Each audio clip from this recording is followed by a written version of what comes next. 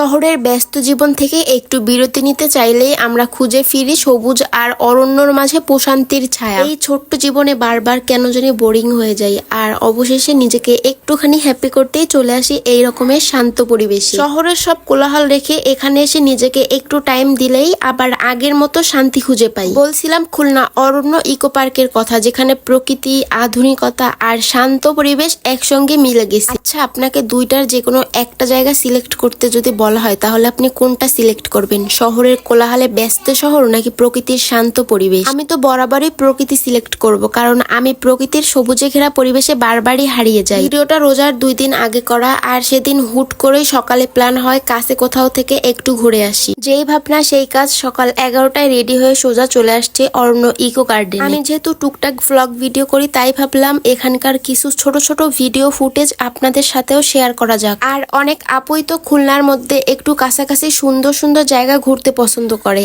আর জায়গাটাও সুন্দর আবার পিকচার পারফেক্টও। এজন্যই ভাবলাম ভিডিওটা আপনাদের সাথে শেয়ার করা যাক। এই অরণ্য ইকো গার্ডেনে আমার ফার্স্ট টাইম আসা। পার্কের ভিতরে লেক, আর লেকের উপরে কাঠের তৈরি ব্রিজ, এক কথায় বলতে গেলে জাস্ট ওয়াও। পার্কের ভিতরের পরিবেশ বেশ সুন্দর, সিমসাম ভাবে সবকিছু সাজানো গোছানো ছিল। সবুজ প্রকৃতি, প্রশান্ত লেক, বাহারি গাছপালা, কাঠের ব্রিজ আর নির্মল বাতাস সবকিছু মিলিয়ে এটি এক অসাধারণ রিফ্রেশিং স্পট, যেখানে প্রকৃতির মাঝে হারিয়ে যেতে পারবেন। পার্কের অন্যতম আকর্ষণ হচ্ছে এই বড় লেক, যা পার্কের মধ্যবর্তী অংশে অবস্থিত। লেকের উপর এই সুন্দর ব্রিজের উপর দাঁড়িয়ে আপনি ছবি তুলতে পারেন অথবা প্রিয়জনের সঙ্গে সময় কাটাতে পারেন। আপনি চাইলেই এখানে বিভিন্ন প্রোগ্রাম অ্যারেঞ্জ করতে পারেন। অরণ্য ইকো গার্ডেনের ভিতরে রেস্টুরেন্টও আছে, পিকনিক, পার্টি সেন্টার, কনফারেন্স, বিভিন্ন প্রোগ্রামের জন্য আগে থেকে বুকিং দিতে পারেন। অরণ্য ইকো গার্ডেনের লোকেশন হচ্ছে রূপসা লবণচড়াতে। খুলনা শহরের যে কোনো স্থান থেকে রিক্সা, ইজি বাইক বা ব্যক্তিগত গাড়িতে সহজেই পৌঁছাতে পারেন